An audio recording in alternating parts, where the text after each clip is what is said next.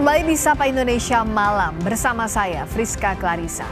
Erlangga Hartarto menyatakan mundur sebagai Ketua Umum Partai Golkar. Erlangga menyebut alasannya mundur untuk menjaga keutuhan Partai Golkar dan memastikan stabilitas di masa transisi pemerintahan. Maka dengan mengucapkan Bismillahirrohmanirrohim serta atas petunjuk Tuhan Yang Maha Besar, maka dengan ini saya menyatakan pengunduran diri sebagai Ketua Umum DPP Partai Golkar.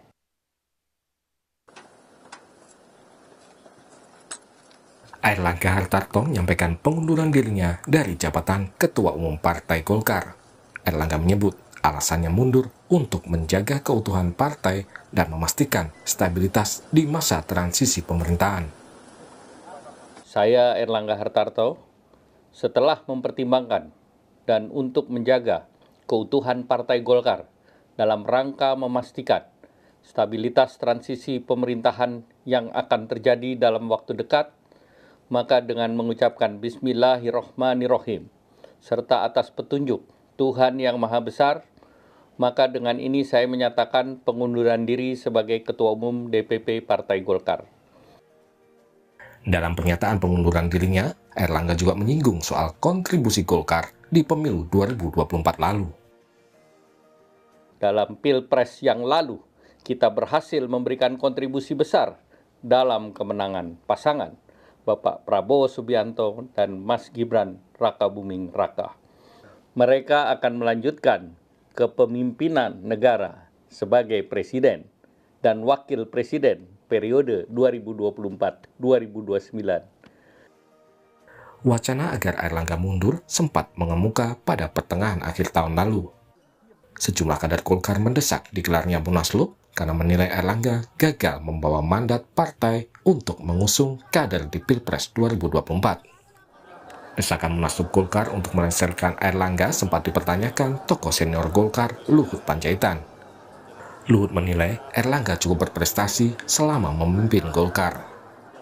Apa yang salah dengan Ketua Umum Golkar, Saudara Erlangga? Saya di kabinet sama-sama dengan dia, dan dia melaksanakan tugas yang baik, dan menurut saya Golkar dalam pemimpinan dia itu juga mencapai prestasi yang cukup baik. Pengamat politik menilai Erlangga yang mendadak mundur dari Ketua Umum Golkar memunculkan banyak spekulasi. Tidak salah juga spekulasi, ada orang ditempatkan dari atas tiba-tiba jadi ketua umum, dengan mudahnya juga dia dicabut. Siapa? Ya paling mungkin adalah pihak yang juga menempatkan sosok beliau gitu. Itu logikanya seperti itu. Dan itu yang menurut saya akan terjawab dengan waktu. Siapa yang paling berkepentingan kan sudah terdengar lah, Mas Ibrahim, Bung Ridwan tadi udah mengatakan, pers juga tahu, masyarakat juga sudah tahu. Nama yang akan muncul, siapa yang akan menjadi PLT.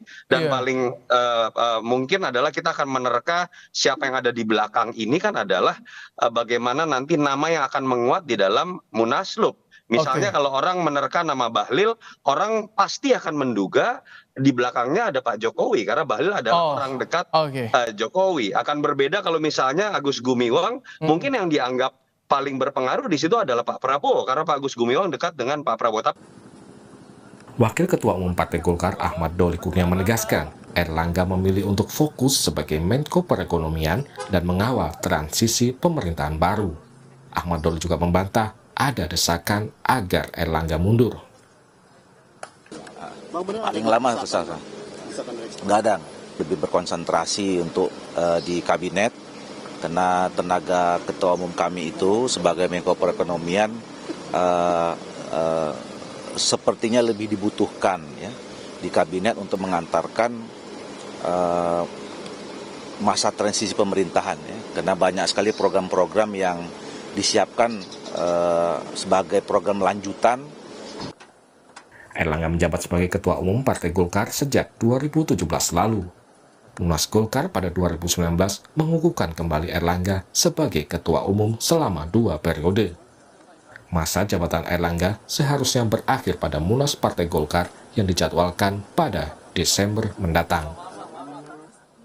Tim Liputan, Kompas TV.